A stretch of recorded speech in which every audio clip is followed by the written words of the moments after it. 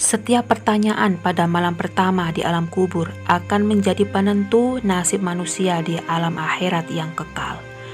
Hal ini juga telah dijelaskan secara rinci oleh Rasulullah Shallallahu Alaihi Wasallam.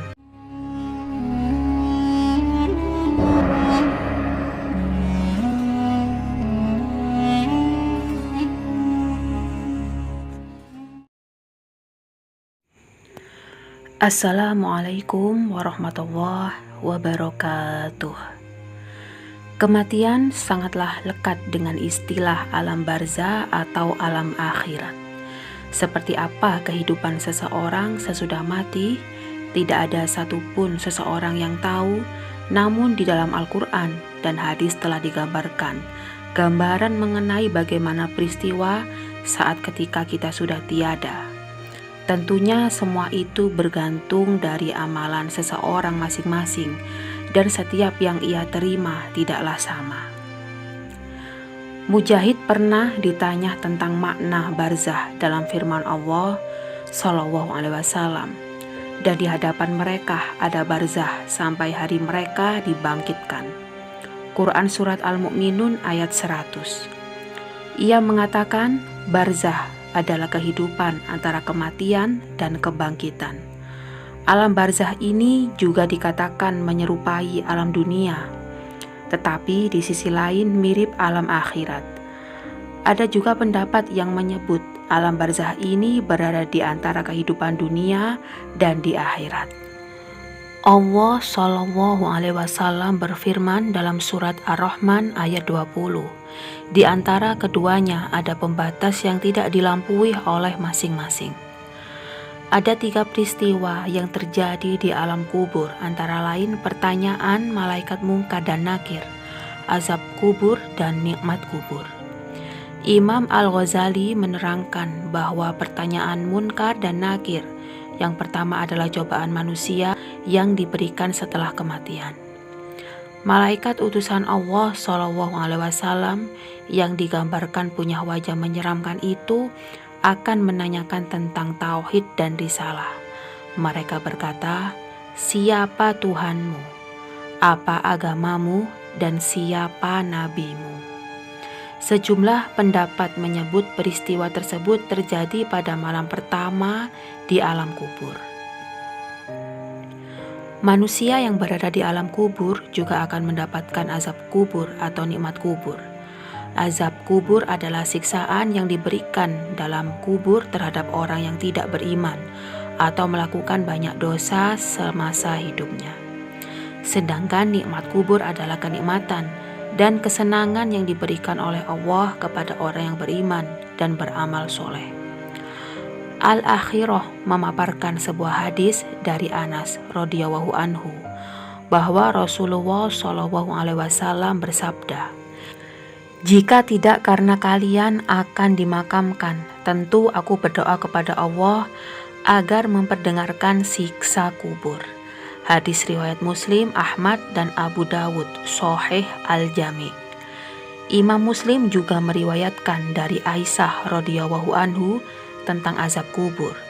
Aisyah radhiyallahu anhu menceritakan ada 2 orang nenek dari kaum Yahudi dan Madinah masuk menemuinya, lalu berkata, sesungguhnya ahli kubur itu diazab dalam kubur mereka.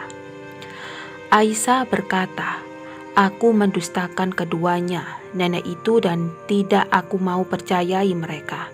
Maka kedua nenek itu keluar dan masuklah Rasulullah kepadaku.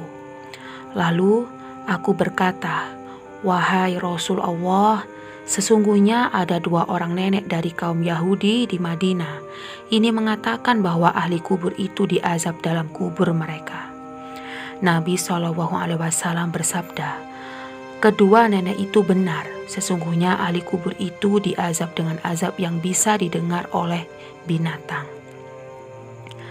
Aisyah berkata, sejak itu tidak pernah saya melihat beliau melakukan sholat kecuali diikuti dengan memohon perlindungan dari azab kubur.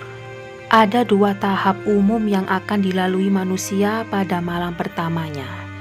Tahap-tahap yang dimaksud antara lain, pertama, Pada malam itu manusia didatangi malaikat bernama Ruman yang akan memasuki kubur. Malaikat ini bertugas untuk mengumpulkan seluruh catatan amalan yang dilakukan manusia itu semasa hidupnya. Dan tahapan yang kedua, pada tahap selanjutnya malaikat Mungkar dan Nakir akan datang dan menanyakan amalan manusia berdasarkan buku catatan yang diberikan oleh malaikat Ruman. Kedua malaikat itu akan berdiri di sebelah kanan dan kiri manusia untuk mengajukan berbagai pertanyaan. Jika pertanyaan dijawab dengan baik, Munkar dan Nakir akan menceritakan mengenai alam surga dengan penuh keramahan. Namun, jika tidak dapat menjawab, manusia tersebut akan mendapat siksa kubur yang penuh dengan api. Setiap pertanyaan pada malam pertama di alam kubur akan menjadi penentu nasib manusia di alam akhirat yang kekal. Hal ini juga telah dijelaskan secara rinci oleh Rasulullah SAW dalam hadis berikut. Kuburan adalah persinggahan pertama dari persinggahan-persinggahan akhirat. Bila seseorang selamat dari keburukannya, maka setelahnya lebih mudah darinya. Bila seseorang tidak selamat dari keburukannya, maka setelahnya lebih berat darinya. Rasulullah SAW juga bersabda, "Aku tidak melihat suatu pemandangan pun yang lebih menakutkan daripada kubur." Hadis riwayat At-Tirmizi dan Ibnu Majah.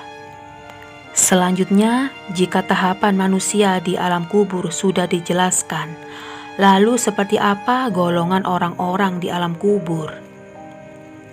Golongan yang pertama adalah terdiri dari manusia dengan keadaan yang paling baik di alam kubur. Mereka adalah para nabi dan rasul sebagaimana tercantum dalam hadis berikut.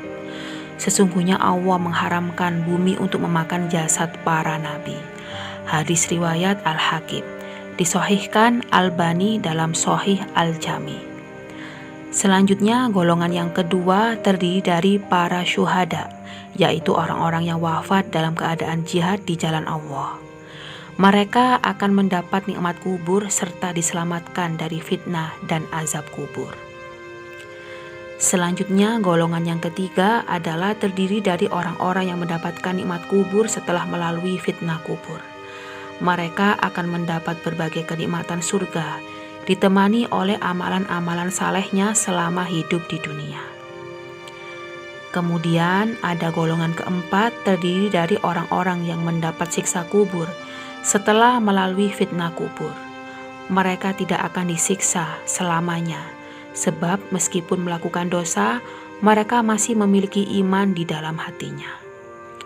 Dan golongan yang terakhir nomor 5 yakni orang-orang yang mendapat siksa kubur terus-menerus. Mereka adalah orang-orang kafir dan munafik. Siksa kubur untuk golongan ini tidak akan berhenti sampai hari kiamat. Sahabat Jazirah Rasul yang dimuliakan oleh Allah, sudah siapkah kita di alam barzah? Sudah siapkah kita di alam kubur? Marilah senantiasa kita menjaga sholat 5 waktu dan menjauhi segala larangannya dan mentaati semua yang Allah perintahkan. Semoga kita termasuk dalam golongan orang-orang yang baik dan kelak kita diwafatkan dengan keadaan husnul khotimah dan menepati surga Firdaus. Amin, amin ya robbal alamin.